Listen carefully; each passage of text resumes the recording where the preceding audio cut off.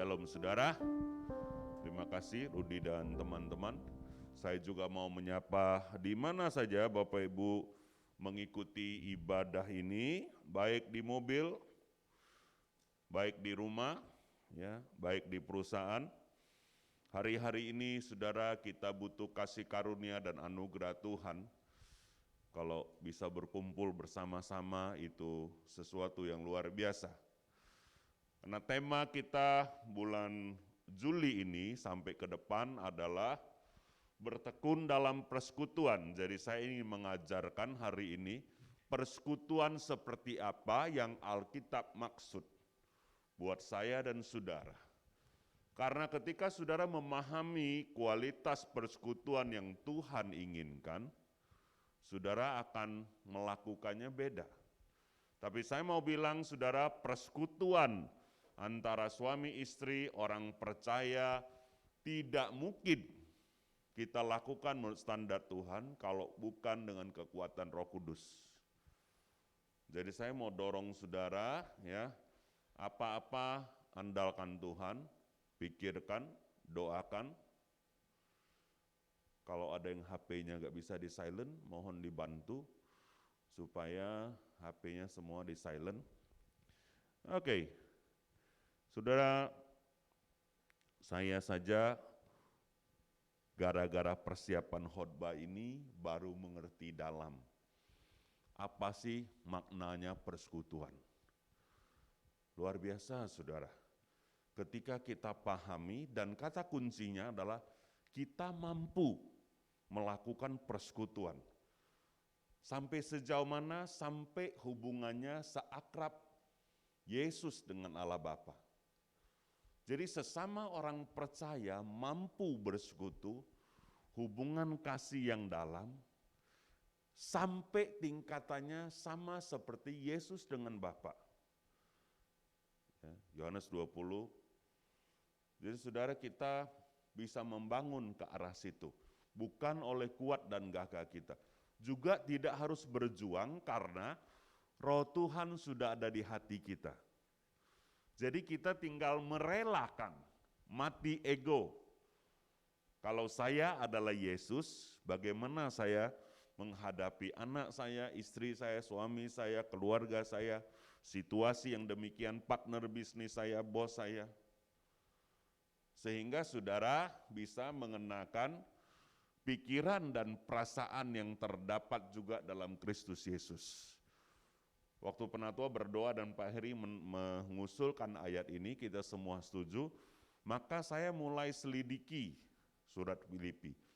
Saya mau memberikan gambaran pagi ini, saudara, Alkitab bukan didikte kata per kata oleh Tuhan kepada rasul-rasul dan ditulis, enggak. Alkitab itu diilhami Roh Kudus. Diambil dari berbagai macam surat, tulisan sejarah, lalu ada proses dijilid, tanda kutip maksud saya kanonisasi. Bapak-bapak gereja mula-mula merumuskan. Nah, surat Filipi ini dimasukkan termasuk dalam Alkitab. Sebenarnya ini sebuah surat pribadi dari Rasul Paulus kepada jemaat di Filipi. Tapi kenapa Tuhan masukkan ke dalam Alkitab? Pasti ada maksud dan tujuan Tuhan supaya kita di zaman sekarang belajar. Ya, lalu saya mulai selidiki dari mana jemaat di Filipi ini. Ternyata jemaat Filipi ini dirintis oleh Rasul Paulus bersama Silas muridnya. Berdua mereka dituntun Roh Kudus. Ya, lewat apa? Lewat mimpi. Kalau saudara pernah baca di Kisah Rasul 16, ya, ayat 1 sampai 40, gak usah baca karena waktu saya cuma 30 menit. Tapi nanti dibaca di rumah, Kisah Rasul 16, Paulus tidak mau ke Filipi, ya, tidak ada rencana, tapi Roh Kudus kasih mimpi orang-orang di Makedonia melambai-lambaikan tangan. Terus Paulus ikutin, akhirnya di Filipi. Ya, saya lihat kenapa di Filipi, ternyata Filipi itu adalah kota pertama Injil diberitakan menuju Eropa. Jadi dia pertemuan saudara di berbagai kota. Strategi Tuhan bagus. Jadi ambil di persimpangan tengah-tengah, tegakkan di situ supaya Injil menyebar. Seperti itu. Jadi pas waktunya, pas momennya. Nah, maksud saya sebagai anak-anak Tuhan, kalau kita rajin berdoa, minta tuntunan Tuhan dalam situasi corona, situasi apapun, kita bisa ditaruh di tempat yang pas, melakukan tindakan yang pas, mengerjakan hal yang pas. Mungkin tidak pas buat kita, tapi itu pas buat kerajaan Allah. Kita boleh rugi, yang penting Tuhan untung. Itu sikap yang Rasul Paulus ambil. Seperti saya, contoh sederhana. Saya maunya ya makan makanan yang enak-enak, tapi itu tidak sehat. Tuhan mau saya hidup sehat. Itu sebabnya saya mesti menaruhkan pikiran dan perasaan Kristus dalam hal makanan. Saya tidak suka olahraga karena capek dan lengket. Tapi saya percaya Tuhan mau kita juga olahraga. Walaupun latihan badan itu terbatas, tapi ada gunanya. Ya, itu sebabnya saya dorong saudara, hidupku bukan aku lagi, tapi Kristus dalamku. Kenapa orang suka konflik, susah akrab, tidak bisa bersekutu? Karena egonya main. Kita harus menaruh pikiran Kristus sehingga kita kalau ngomong sama anak, sama istri, sama teman, kenapa dia gitu ya? Apa sebabnya dia punya pemikiran gitu? Pahami dan ngertiin, saudara akan sangat kurang emosinya. Ego kita bisa kena gak? Bisa, tapi kita gak naik dan memuncak. Dikuasai oleh pikiran Kristus. Nah, kembali kepada jemaat Filipi, ya. Mau dengar kisah Alkitabnya saudara? Ya. Saya dorong saudara baca, tapi kisahnya adalah Paulus pergi ke sinagog, tempat ibadah orang Yahudi. Orang Yahudi tidak terima Yesus sebagai Tuhan. Dia taunya Yesus itu tukang kayu, anaknya Maria dan Yusuf. Tapi kenapa Paulus bisa masuk dan khotbah? Karena Paulus memang punya status orang pintar, guru, rabi. Zaman dulu orang Yahudi kalau mau disebut rabi, dia mesti kuasai Taurat, lalu minimal ada 10 pengikut pria. Makanya Yesus pilih 12 murid. Kenapa pria? Memang wanita juga dikasihi Tuhan, tapi pria ditunjuk, ditetapkan oleh Tuhan untuk memimpin. Itu sebabnya pria harus lebih banyak ambil tanggung jawab di mana saja. Apa-apa jangan salahin istri. Mah kau pergilah, putus, jangan begitu saudara. Ya, tanggung jawab mesti di kita, enaknya di anak istri, itu benar. Enak mereka, memang begitulah kuadratnya.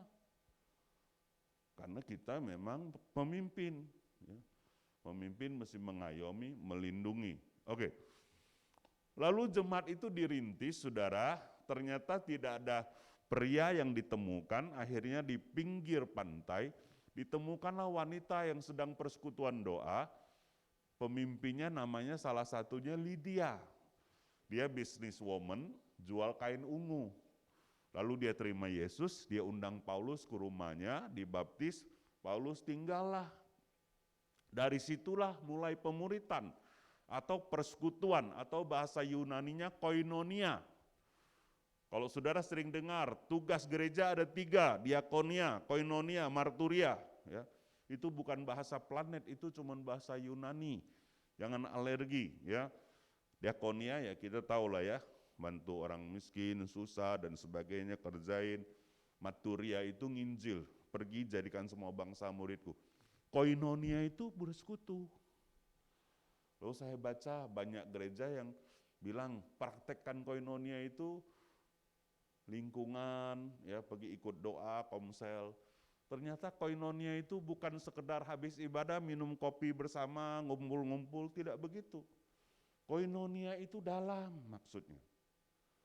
Koinonia itu adalah contoh seperti 2 orang bisnis bersama, saya sama Pak Johan misalnya.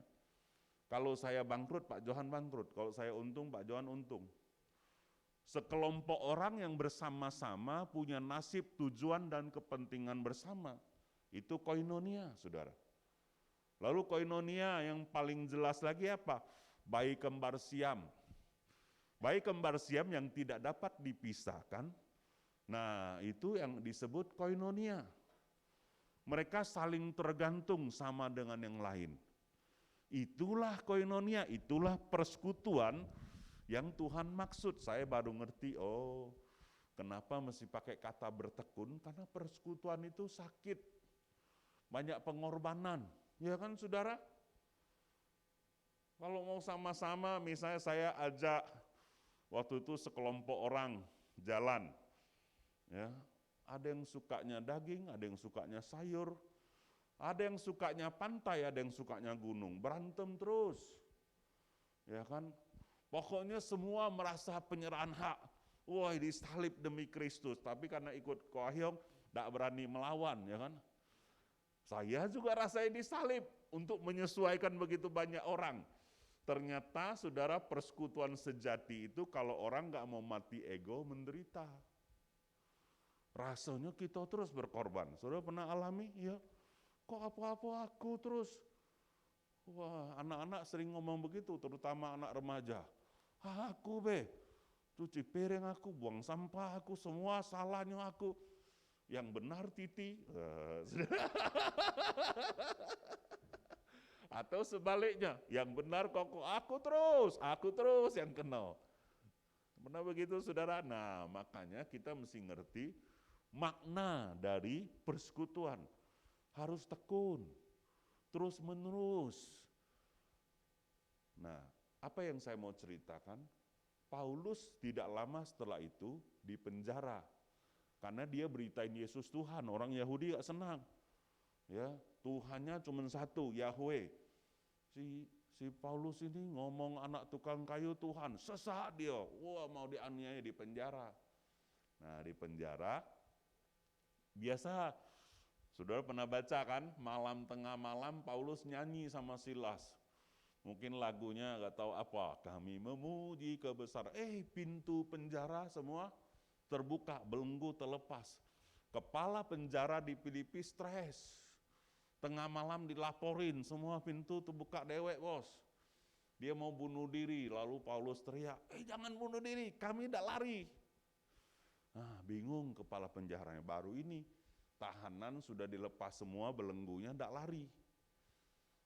Nah, itu kan pasti membuat orang tertarik, ujungnya Paulus nginjili, apa yang ku harus perbuat, ya terima Yesus, bla bla. Malam itu juga mereka diajak makan di rumahnya, dibaptis, terima Yesus. Singkat cerita, kepala penjara ikut Tuhan. Nah lalu karena sudah dekat hubungannya sama kepala penjara, Paulus protes. Aku ini orang Roma, menurut hukum Romawi, orang Roma nggak boleh dipenjara sebelum disidang. Itu pembesar kota enak saja tahan aku. Ya, 3 hari, 5 hari, 10 hari, nggak ada aturannya. Dia keluarkan, aku ini punya KTP Romawi. Langsung disampaikan, semua pembesar yang menetapkan Paulus di penjara ketakutan. Lepas, Paulus bilang aku tidak mau pergi. Kecuali kalian kesini minta maaf. Saya duga Paulus mau injilin mereka. Datanglah para pembesar, melepaskan Paulus, menjemput ya. Mungkin diberitakan Injil, terus Paulus singgah di rumah Lydia yang jual kain ungu. Lalu dia harus pergi, karena itu perjanjiannya. Kau jangan bikin pening di kota kami ini, pergi, okelah pergi. Jadi maksud saya, Paulus cuma sebentar di Filipi, tidak bertahun-tahun. Tapi jemaat itu jadi. Dan jemaat Filipi lah jemaat satu-satunya, waktu Paulus jadi tawanan rumah 2 tahun di penjara, ya, itu ngirim duit sama ngirim orang. Siapa yang dikirim jemaat di Filipi kepada Paulus, itu namanya saudara di dalam Filipi 2 ayat 25 ya. Boleh dibuka lah saudara. Sementara itu, kuanggap perlu mengirimkan Epaphroditus kepadamu, yaitu saudaraku dan teman sekerja serta teman seperjuanganku, yang kamu utus untuk melayani aku dalam keperluanku. Lihat, jemaat di Filipi begitu erat persekutuan hubungannya sama Rasul Paulus. bukan cuma doa-doa dan kirim SMS, ya, tapi kirim duit dan kirim orang.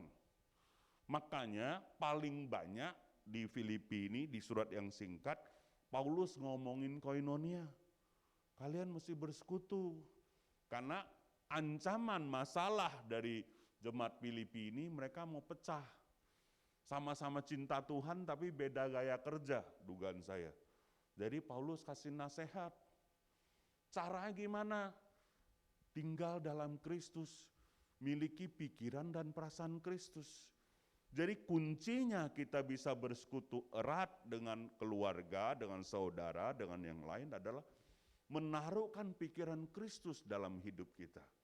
Ada 132 kali dalam surat Filipi yang pendek ini, ya saudara, Paulus bilang tinggal dalam Kristus, ya, kenakan Kristus, aku dalam Kristus, kamu mesti dalam Kristus. Ada pendeta yang hitung, saya gak ngitung saudara. Tapi ada pendeta, ya, guru teologi ngitung 132 kali. Kenapa mesti ditekankan seperti itu? Karena kita gak mungkin praktekkan bertekun dalam persekutuan sesama orang percaya tanpa kasih karunia Tuhan. Saya beritahu saudara, ya, kalau bersekutu dengan orang percaya di surga itu oke. Tapi bersekutu dengan orang percaya di bumi lain rasanya. Ya, saudara-saudara pernah ketipu sama saudara seiman? Haleluya, haleluya, hilang dia. Banyak hal yang terjadi, ya. Gak usah yang bilang nipu, karakternya beda. Saya sudah sering dengar komplain, Pak, gak mau komsel lagi, kenapa? Anak si Anu itu, oi, aduh be Pak. Kalau dak ini pecah, itu tarik, ini tumpah. Sudah nyanyi-nyanyi balik orang tuaku juga yang ngepel Pak. Oh iya, paham aku pernah alami. Jadi saudara, sebuah persekutuan itu perlu pengorbanan. Mati ego, bayar harga. Ya. Nah, saya mau kasih lihat gambaran koinonia lewat video. Ya, yang saya bilang tadi, contoh kembar siam. Nah ini namanya koinonia, supaya Bapak Ibu paham, ya boleh diputar video. Krista dan Tatiana Hogan. Keduanya lahir di Kanada tahun 2006 dengan kondisi carnegie atau dempet kepala. Krista lebih kuat dan berisi dibandingkan Tatiana. Jantungnya bekerja lebih keras karena yang memasok darah ke otak Krista. Sistem syaraf keduanya berhubungan, sehingga saat salah satu diberi dot waktu kecil, mereka akan cukup tenang. Mereka juga bisa saling melihat melalui mata kembarannya.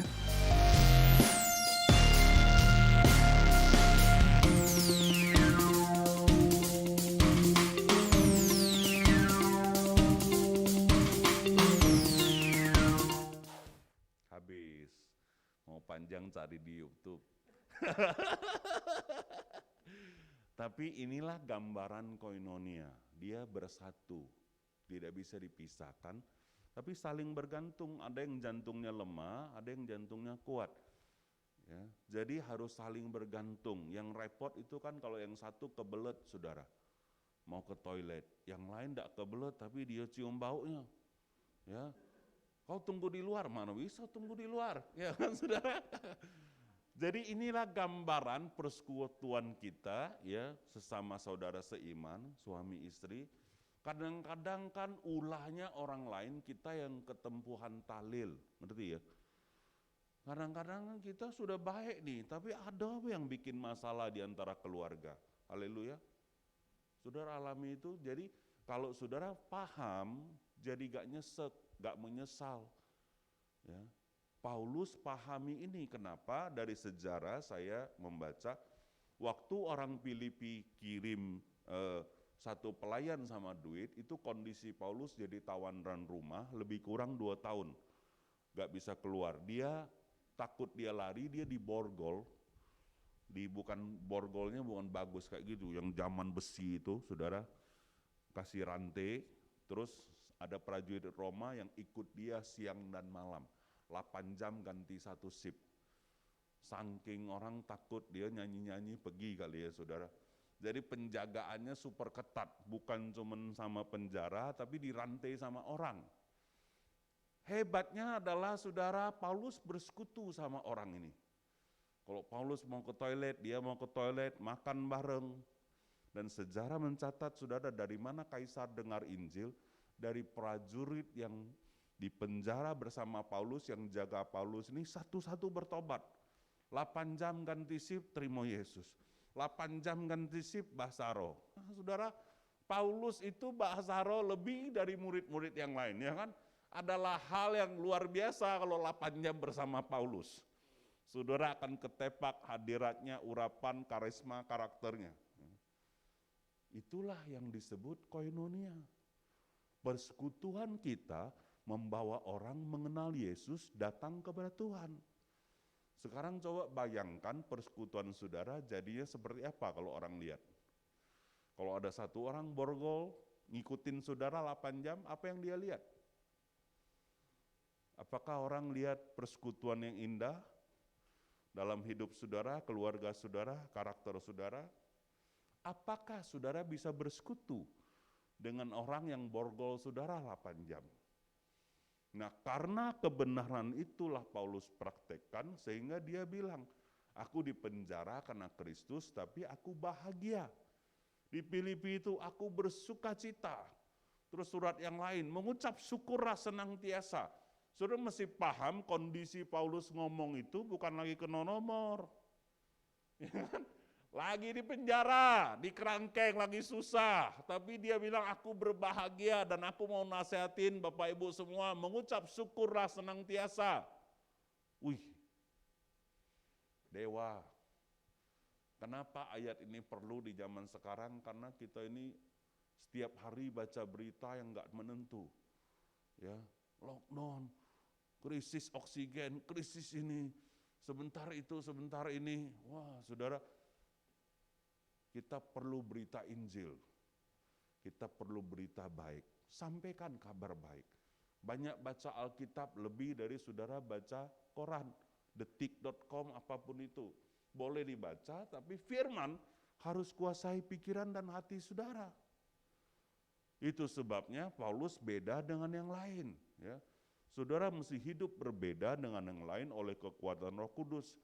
Sehingga seisi rumah, keluarga, apa-apa, saudara yang tenangin. Kalau mengenakan pikiran Kristus bukan cuma berkorban.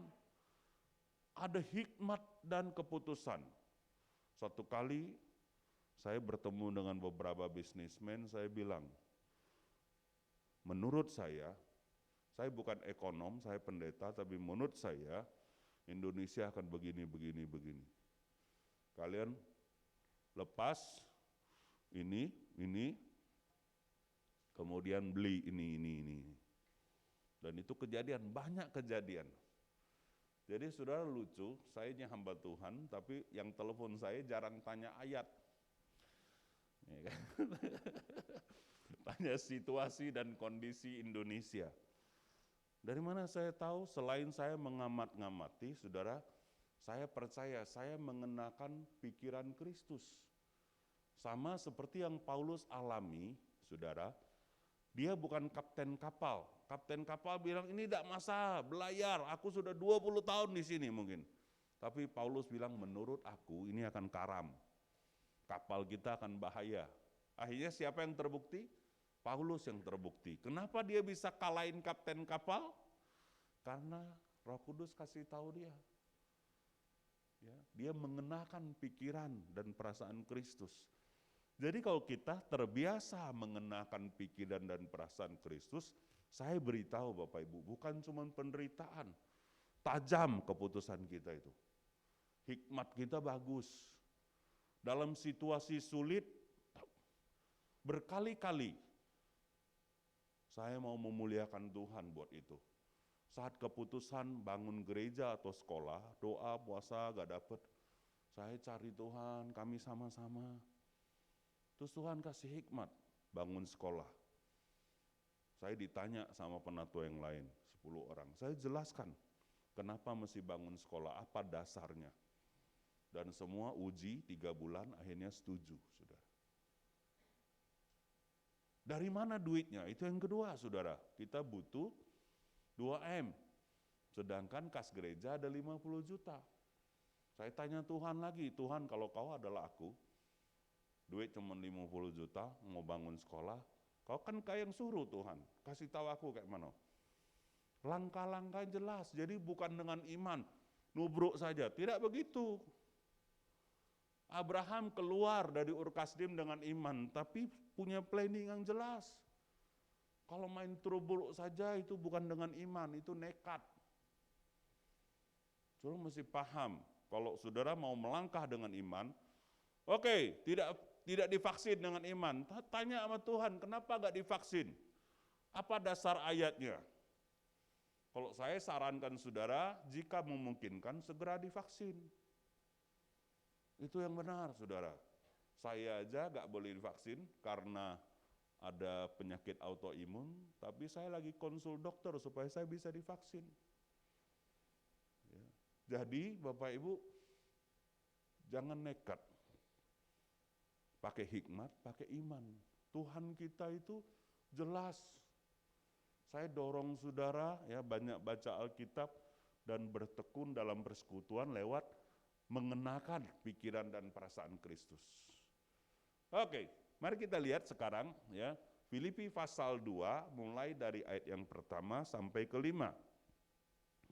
Jadi itu tadi ya khotbah saya, latar belakang jemaat Filipi dibangun karena memang waktunya tidak banyak jemaat Filipi bersama Paulus, tapi persekutuan mereka kuat. Jadi saudara, hubungan kita bisa akrab walaupun gak sering ketemu. Asal kita memperhatikan dengan kasih Kristus. Kan bisa teleponan, WhatsApp. Jangan sampai pembatasan tidak ke gereja membuat kita renggang. Kita bangun persekutuannya. Memang sekali lagi persekutuan itu butuh pengorbanan. Coba lihat. Jadi karena dalam Kristus ada nasihat, ada penghiburan kasih, ya, ada persekutuan roh, ada kasih mesra dan belas kasihan. Semua kita sudah ada karena kita dalam Kristus. Amin. Tinggal kita sebarkan. Ya gak kuat minta kekuatan Tuhan, kita rasakan kok. Terus karena itu sempurnakanlah. Itu sudah 4 sehat, ini 5 sempurna. Sukacitaku dengan ini, hendaklah kamu sehati sepikir. Dalam satu kasih, satu jiwa, satu tujuan. Dalam komsel, dalam gereja, kenakan kepentingan Kristus. Jangan cari keuntungan pribadi. Pikirkan. Ya. Saya satu kali, saya bilang, kita mesti beli tanah itu. Ya. Ruko itu yang saya tinggal, terus juga yang sebelah situ. Terus anak saya bilang, rugilah Pak. Ini dekat sekolah. Kaget kalau sekolah bangun bising. Ya kan, ini cerita yang dulu. Aku bilang justru itulah.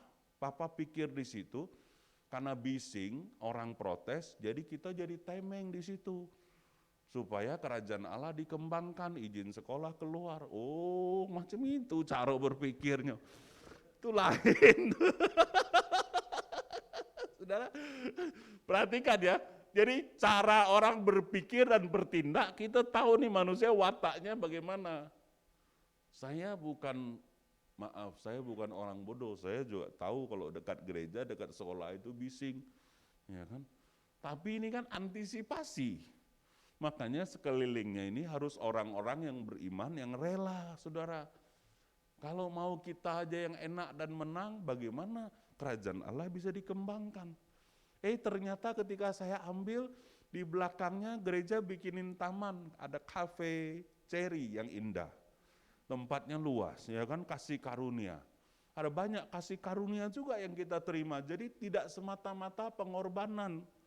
Kelihatannya kita berkorban, tapi ujung-ujungnya Tuhan tidak pernah berhutang. Haleluya. Apapun yang saudara kerjakan karena Tuhan tidak akan sia-sia. Baik di dunia ini dan di dunia akan datang, saudara akan terima. Pasti. Ya. Jangan susah dengan pengorbanan dan penderitaan yang kita alami karena Kristus. Oke, terus dengan tidak mencari kepentingan sendiri atau puji-pujian yang sia-sia. Sebaliknya hendaklah dengan rendah hati yang seorang menganggap yang lain lebih utama daripada dirinya sendiri. Ya, pasti itu bagus persekutuannya kalau ini dikenakan terus. Dan janganlah tiap-tiap orang hanya memperhatikan kepentingannya sendiri, tapi kepentingan orang lain juga. Kenapa ya dia begitu kalau di Komsel? Pahami, ya kan? Kadang-kadang sudah mau marah, jadi tidak jadi marah. Oh iya ya, dia ini luka batin, dia harus dipulihkan. Jangan ngamuklah sama dia, karena dia ngamuk-ngamuk, tapi kan karena dia luka batin, kita ampuni dia. Kan gitu sudah ada cara berpikirnya. Jangan emosi, terus hendaklah kamu dalam hidupmu bersama menaruh apa? Pikiran dan perasaan yang terdapat juga dalam Kristus Yesus. Supaya kita mampu dan bisa hikmat Tuhan di antara kita. Mantap Bapak Ibu, karena waktu saya gak bisa terusin, ya, tapi ini ceritanya seru Filipi ini. Nanti kalau ada kesempatan kita lanjutkan. Saya mau tutup dengan satu ayat, di Filipi 4 ayat 13 bilang gini, segala perkara dapat kutanggung di dalam Dia yang memberi kekuatan kepadaku. Menurut Bapak Ibu, segala perkara ini apa konteks ayat ini? Segala perkara. Kan banyak khotbah, wah sakit penyakit, kesusahan, semuanya dapat kutanggung. Ya kalau kita beriman itu benar. Tapi konteks ini Paulus bilang soal duit. Ini lagi cerita duit nih. Paulus ajarkan kepada jemaat Filipi, kenapa kalian pecah, susah bersekutu, karena kalian iri. Jadi kalian lihat aku, miskin, susah, ada duit, tidak ada duit, aku tidak tamak. Aku dapat tanggung karena Tuhan memberi kekuatan kepada aku.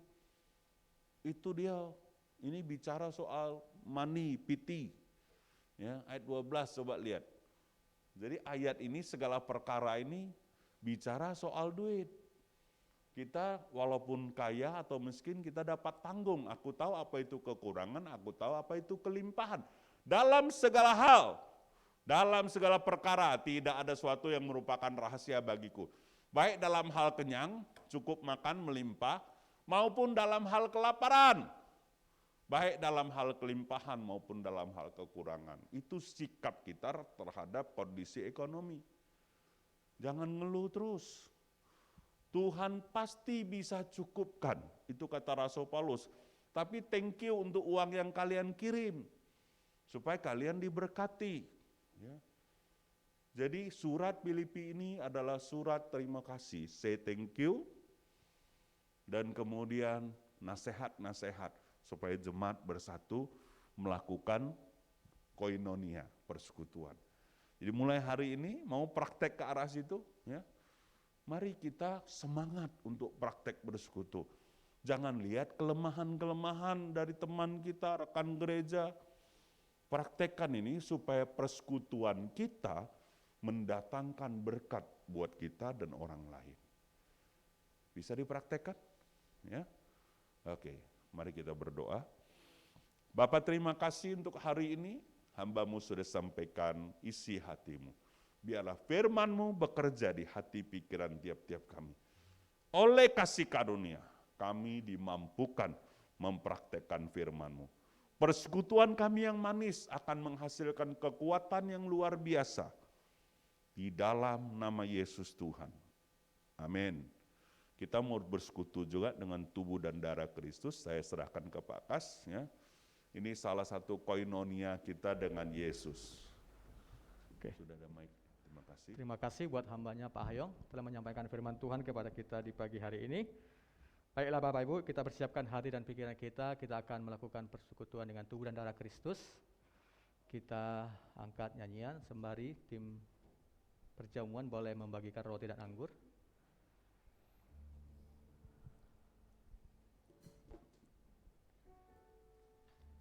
Salibmu. Bapak Ibu yang di rumah juga boleh mempersiapkan roti dan anggurnya supaya kita sama-sama melakukan perjamuan kudus di pagi hari ini.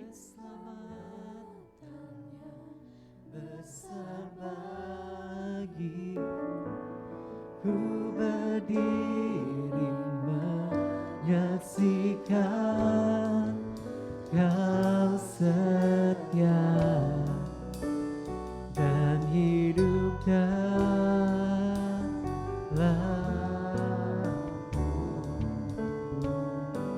salibmu telah mengerjakan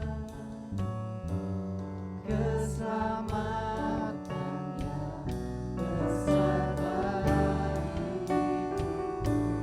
Ku berdiri menyaksikan Kau setia dan hidup dalam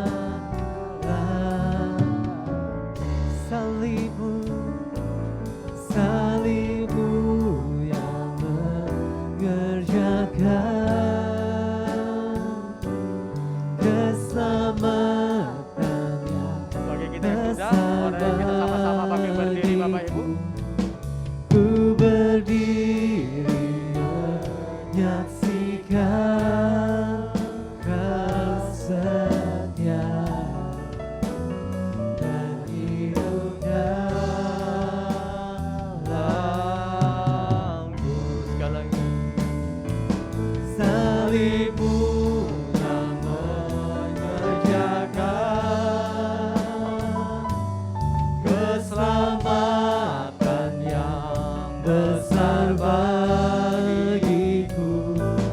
Ku berdiri menyaksikan Kau setia dan hidup dalamku.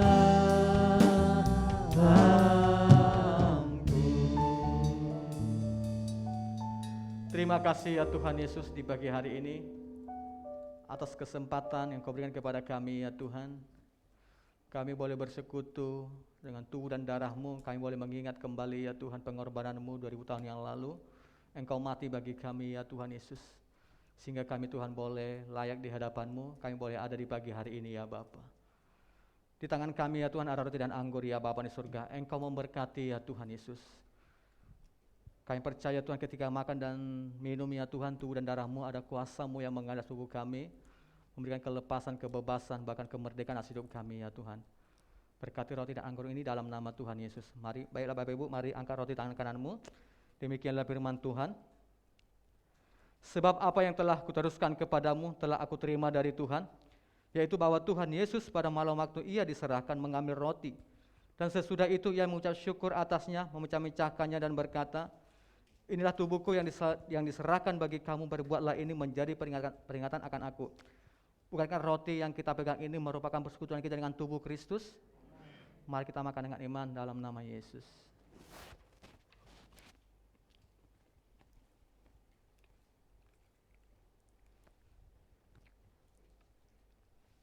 Mari kita angkat cawan di tangan kanan kita.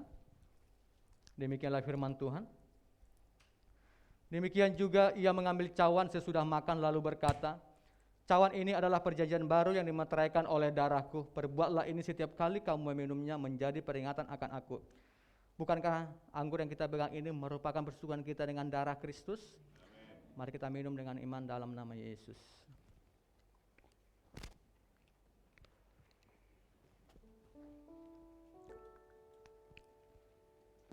Mari Bapak Ibu, ucapkan syukurmu kepada Tuhan. Oh, kami bersyukur Tuhan buat kasih-Mu Bapa. Terima kasih buat pengorbanan-Mu Yesus. Terima kasih Tuhan buat anugerah-Mu yang besar ya Bapa. Haleluya, haleluya, haleluya. Terima kasih Tuhan. Terima kasih ya Tuhan Yesus. Kami percaya Tuhan Yesus saat ini kuasa-Mu melawat setiap kami ya Bapa di surga. Tuhan, kami berdoa ya Tuhan buat saudara-saudara kami ya Tuhan Yesus. Yang saat ini mereka ya Tuhan yang terpapar COVID ya Bapa. Dengan iman, dengan kuasa bila kami percaya Tuhan Yesus dalam nama Yesus boleh sembuh sehat ya Tuhan. Dimanapun mereka berada ya Tuhan. yang menyaksikan khotbah di pagi hari ini, menyaksikan perjamuan kudus ini, mereka diberkati, mereka dikuatkan, disembuhkan di dalam nama Tuhan Yesus. Terima kasih ya Tuhan Yesus. Bahkan kami juga yang hadir di pagi hari ini, tempat ini Tuhan, bahkan di rumah kami masing-masing ya Tuhan. Kami percaya juga ya Tuhan, kuasa-Mu melawat kami ya Bapa di surga. Kuasa-Mu menjamah kami ya Tuhan. Terima kasih ya Tuhan Yesus buat persekutuan kami dengan tubuh dan darah-Mu di pagi hari ini. Engkau memberkati setiap kami di dalam nama Yesus Kristus. Haleluya. Amin. Silakan duduk Pak. Terima kasih. Mari kita dengarkan info sepekan.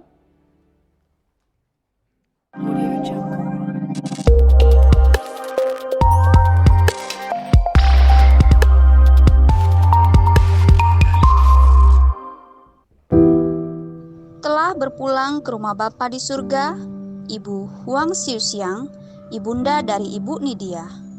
Saat ini jenazah disemayamkan di Yayasan Angke Puncak.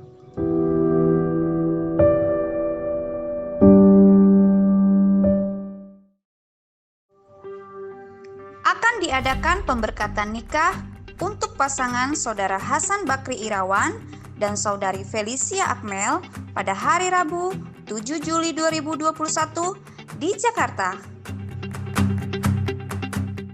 Telah dibuka penerimaan peserta didik baru di Sekolah Tunas Pelita Bangsa Jambi untuk nursery atau kelas bermain, TK, dan SD. Untuk info lebih lanjut, saudara dapat menghubungi nomor yang tertera di flyer berikut.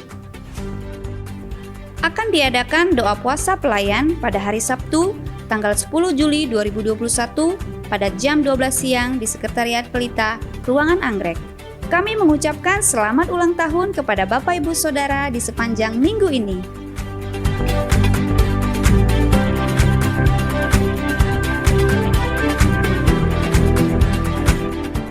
Selamat hari Minggu, Tuhan Yesus memberkati. Ya, satu kata kunci buat kita boleh bersekutu. Dikatakan tadi kita harus mengenakan pikiran dan perasaan di dalam Kristus Yesus. Amin Bapak Ibu. Oke, saya ingin menyambut adakah di antara kita baru pertama kali hadir, bolehkah lambaikan tangan Bapak Ibu supaya kami boleh mengenal lebih dalam, lebih dekat? Tidak ada? Oke, kita akan akhiri ibadah kita di pagi hari ini. Mari kita sama-sama bangkit berdiri. Kami kembali bersyukur ya Tuhan Yesus di hadapan-Mu di pagi hari ini ya Bapa. Terima kasih buat firman-Mu ya Tuhan Yesus. Biarlah kami senantiasa ya Tuhan dalam persekutuan kami satu sama lain ya Tuhan. Kami senantiasa boleh mengenakan pikiran dan perasaan di dalam Engkau ya Bapa di surga. Sebab itulah yang memampukan kami ya Tuhan Yesus boleh saling menerima satu sama lain ya Bapa. Kami percaya Tuhan, kami boleh bersama-sama berkomitmen mempraktikkan firman-Mu di pagi hari ini dalam kehidupan kami ya Bapa. Berkati hamba-Mu Tuhan, Pak Hayong telah menyampaikan firman-Mu, berkati hidupnya, berkati pelayanannya, berkati keluarganya ya Bapa.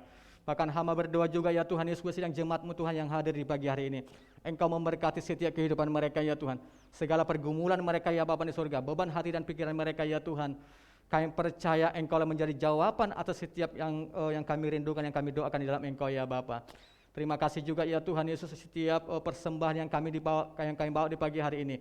Persembahan ucapan syukur, perpuluhan bahkan yang lain. Engkau Allah mengembalikannya kepada kami sesuai dengan janji firman-Mu ya Tuhan Yesus. Bahkan kami berdua juga ya Tuhan buat sedang jemaat-Mu yang beribadah secara online. Berkati hidup mereka ya Tuhan. Dimanapun mereka berada, kasih-Mu, kuasa-Mu menyertai hidup mereka ya Bapa. Dan sebentar ya Tuhan Yesus, kami akan pulang, kami akan menerima berkat daripada-Mu. Mari Bapak Ibu angkat tangan-Mu, arahkan hati-Mu, terimalah berkat daripada Tuhan Yesus Kristus. Ketika Engkau senantiasa setia mendengar dan melakukan firman Tuhan di pagi hari ini, maka diberkatilah Engkau. Diberkatilah nikah rumah tanggamu, diberkatilah kehidupanmu, diberkatilah anak dan cucumu, diberkatilah usaha dan pekerjaanmu. Apa yang Kau perbuat Tuhan buat berhasil dan beruntung. Bahkan sampai masa tuamu, kasih karunia Tuhan menyertai Kau senantiasa. Terimalah berkat ini yang diucapkan di dalam nama Bapa, Anak dan Roh Kudus, di dalam nama Tuhan Yesus Kristus. Setiap kita yang percaya dan menerima, sama-sama katakan, Amin. Selamat hari Minggu, Tuhan Yesus memberkati.